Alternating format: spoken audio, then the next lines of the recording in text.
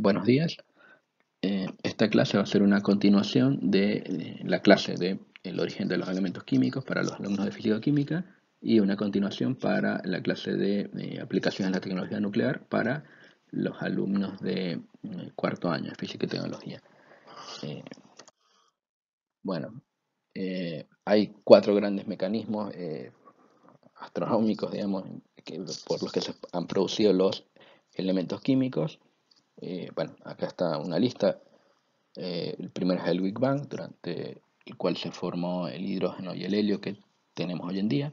Todo el hidrógeno que tenemos se formó durante el Big Bang, parte del helio se formó durante el Big Bang y otra parte se ha producido en, eh, durante la vida de las estrellas, digamos, por fusión de hidrógeno. Luego en la vida de las estrellas se producen otros elementos químicos como bueno, el carbono, el oxígeno, el nitrógeno, el silicio, neón, hasta el hierro. Llega un momento que la estrella acaba su vida y termina explotando. En este proceso que se conoce como supernova se producen otros elementos, los más pesados, hasta el uranio.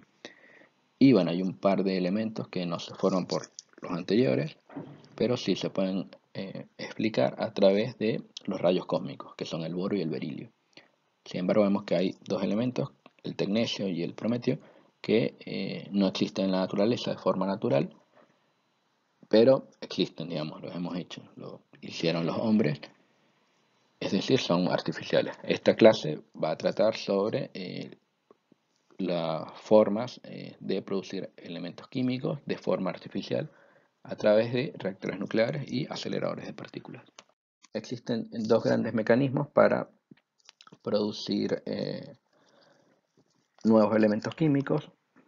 Llamemos nuevo elemento químico a aquellos que van a ser más pesados que el uranio, o producir isótopos de elementos que ya existen en la naturaleza de forma natural, pero que sean radiactivos para alguna aplicación particular, digamos. El primer mecanismo es a través de reacciones nucleares, en reactores nucleares de fisión o fusión nuclear, y el segundo mecanismo es a través de bombardeo de núcleos atómicos en aceleradores de partículas y ciclotrones. Ambas aplicaciones, bueno, he tenido oportunidad de conocer. Trabajé en una institución donde había un ciclotrón y se producían todos los días radionucleidos para aplicaciones médicas. Y bueno, también tuve la oportunidad de conocer algunos reactores nucleares dentro de la Argentina. Bueno, como primer punto trataríamos la producción de radionucleidos en reactores nucleares. Para esto obviamente se necesitaría un reactor nuclear y material combustible nuclear, material fisionable, uranio 35. En el reactor, bueno, se van a llevar a cabo diversas reacciones nucleares. Una de interés particular es aquella donde se rompen núcleos pesados, por ejemplo uranio, y se forman elementos más pequeños o núcleos más pequeños. Estas son las reacciones de fisión nuclear. En estas reacciones, además de los productos, de los productos más pequeños se producen neutrones y energía. Los reactores donde se aprovechan los neutrones para algún fin particular son los reactores de investigación, y los reactores donde se aprovecha la energía para producir calor y, no sé, mover una usina eléctrica son reactores de potencia, que no lo vamos a estudiar acá. Bueno, cuando se utilizan estos neutrones para, por ejemplo, hacer que interactúen con materiales, se llama activación neutrónica. Vamos a ver estos dos casos. Bueno, la primera reacción que vamos a estudiar, que se lleva a cabo en reactores nucleares de fisión, va a ser la fisión del uranio. Bueno, tendríamos que hablar un poco sobre el uranio. En la naturaleza hay dos uranios, uno que tiene masa 238, es decir, la cantidad de protones más neutrones es 238, y el otro que es 235, que es el de interés en la industria nuclear, que es aquel que cuando se come un neutrón se rompe en dos y libera energía. Básicamente esta sería la idea de una reacción de fisión. Para fisionarlo, bueno, se usan neutrones, como les acabo de mencionar, y otra particularidad, bueno, sería la reacción en cadena. Si necesito inicialmente un neutrón, este neutrón rompe el uranio, y en los productos se producen productos que son obviamente más chicos y además neutrones. Estos nuevos neutrones van a dar lugar a que se continúe la reacción en cadena, o sea, se pueda sostener la reacción nuclear. En los productos, bueno, habría que señalar que hay dos picos bien diferenciados. No se rompe el núcleo a la mitad, como podríamos pensar de forma intuitiva, sino que se forman dos familias de productos, dos picos. Un pico que va entre los 90 y los 100 y otro que va entre los 130 y los 140. Entre el 90 y 100 podríamos mencionar el molibdeno, el kriptón, que lo usan en el ejemplo, el estroncio, el tecnecio.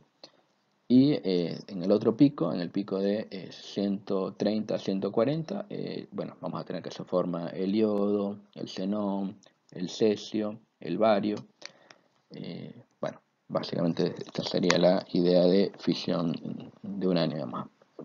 Hay reactores que aprovechan la energía que se produce y hay otros reactores que aprovechan los productos que se producen, para la redundancia, por la reacción de fisión del uranio.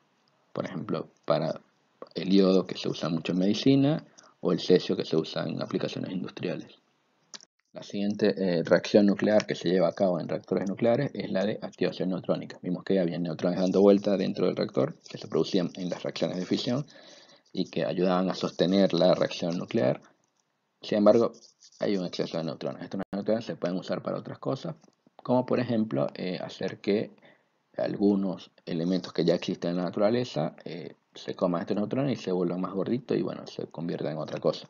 Algunas reacciones de interés son la de convertir el cobalto 59, que es estable, en cobalto 60, el cual es un elemento que es radiactivo y tiene algunas aplicaciones, como por ejemplo esterilizar material quirúrgico o diversas aplicaciones en radioterapia.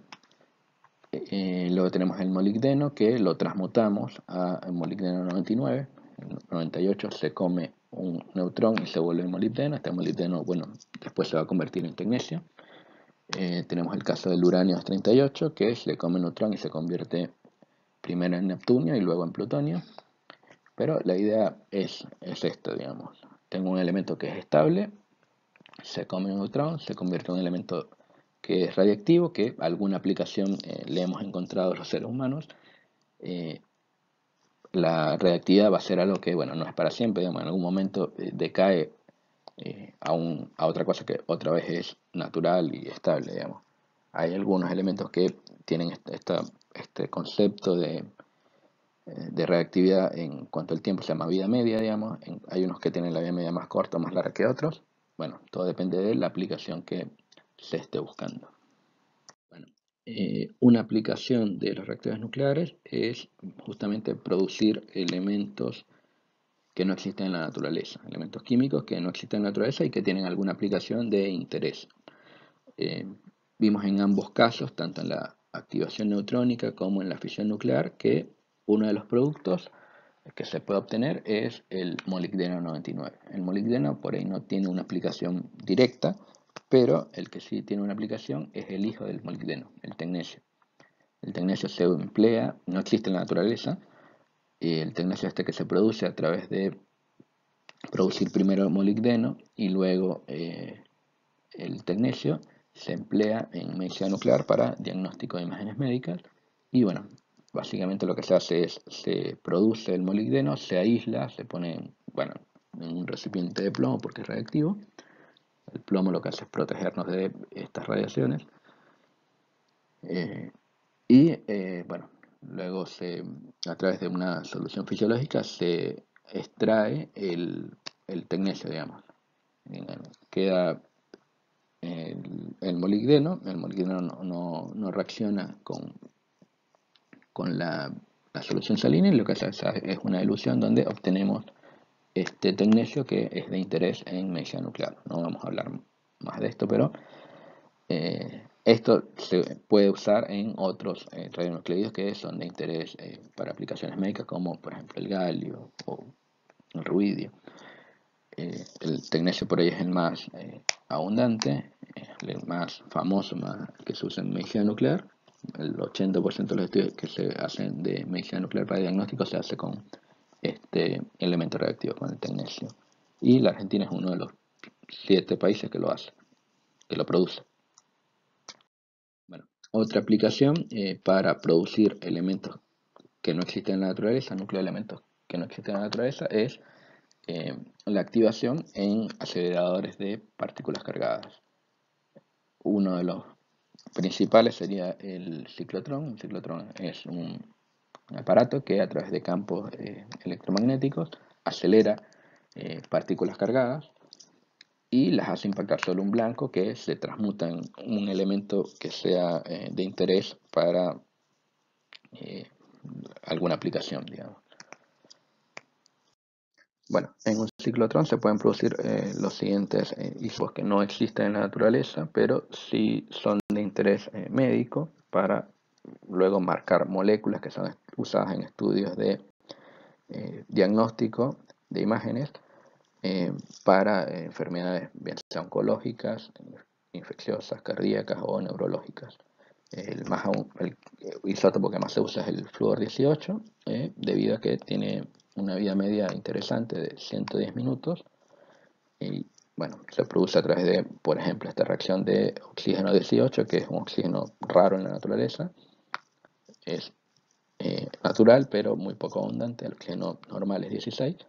Y bueno, se emplean protones para hacerlo transmutar y convertirlo en flúor 18, el cual es inestable. ¿Es la única reacción posible? No. Hay otras reacciones, por ejemplo, usando otras partículas cargadas que no es un protón, sino un deuterón. Y de esta forma se hace transmutar, por ejemplo, el neón en flúor. Y bueno, hay otros isótopos que son de interés. Pero el que más se usa en estudios clínicos de diagnóstico es el flúor 18. Bueno, en el caso del ciclotrón, eh, si bien tiene muchas aplicaciones útiles en el campo de medicina, terminamos produciendo siempre elementos que ya existen en la naturaleza, digamos. El flúor ya existe, el oxígeno, el carbono, todas estas cosas ya existen, solo que terminamos de alguna forma creando un elemento que es radiactivo. Ahora, ¿cómo se producen los elementos que son más pesados que el uranio? Los elementos que no están en la tabla periódica. Si vemos en la naturaleza existen hasta el uranio. Si agarramos una tabla periódica moderna, vamos a ver que luego del uranio hay otros elementos químicos. ¿Cómo se han producido? Bueno, también se producen en aceleradores de partículas, solo que de mucho más energía, usando otras reacciones un poco más sofisticadas, digamos. Ya no es hacer impactar un protón o un deuterón, sino se hacen impactar, por ejemplo, partículas alfa o núcleos más pesados como núcleos de carbono, boro, nitrógeno, con elementos que ya existen también en la naturaleza o que se crean, digamos. Por ejemplo, los primeros elementos, el neptunio, plutonio y el americio, se forman usando uranio y haciendo que vaya transmutando a través de incorporación de neutrones. Va de alguna forma creciendo a medida que va comiendo neutrones. Pero luego hay otros elementos, ya como el curio, el berkelio, el californio, donde usamos ya elementos nuevos que no existen en la naturaleza que producimos y los hacemos que transmuten a través de reacciones nucleares como las que se muestran acá, digamos, pero son aceleradores ya más grandes, digamos. No es un acelerador o un ciclotrón que podamos encontrar en un hospital, sino ya en un centro de investigación o digamos, un laboratorio como el CERN en Ginebra. Bueno, volvemos otra vez a la tabla periódica. Habíamos iniciado esta clase con una tabla periódica y planteaba, bueno, que el tecnecio y el prometio no se podían explicar por los mecanismos de formación eh, planteados por la vida y muerte de las estrellas. Y bueno, pudimos acá dar una explicación de que se crean de forma artificial. Esta explicación también sirvió para introducir nuevos elementos químicos más allá del uranio, como el americio, el curio, el californio, hasta, bueno, hoy en día tenemos hasta el 118, hasta el oganesón. Vale la pena destacar que estos elementos químicos no existen en la naturaleza, si bien se producen en laboratorio, se producen en muy poca cantidad, digamos, se producirán nanogramos, microgramos, y lo que se produce es radiactivo y dura muy poco tiempo en servicio, digamos, muy poco tiempo de vida. Bueno, ya para cerrar la clase les dejo cómo sería el experimento propuesto para crear el elemento químico 119, que vendría después del oganesón. El elemento químico 119 sería ya un elemento en el octavo periodo. Y bueno, la reacción nuclear que se necesitaría hacer es acelerar núcleos de titanio y impactarlos con blancos de berkelio. Esto se tiene que llevar a una energía muy particular. Si la energía es mínima, no se lleva a cabo la reacción nuclear, y si es máxima, se rompe todo. Así que son reacciones eh, que son bastante acotadas, y lo que se produce es muy poca cantidad que va a durar a su vez muy poco tiempo. Bueno, esa sería toda la clase.